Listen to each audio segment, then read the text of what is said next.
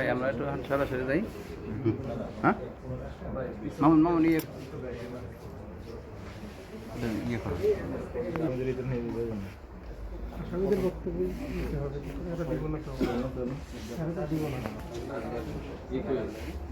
আমি বললে ভিডিও নিব কেন? কত দেও? আলিম ভাই এটা মাইক্রোফোন লাগবে।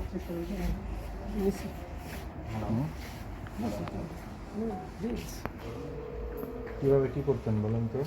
এক মিনিট কিভাবে অপারেশনগুলো করতেন বলেন তো?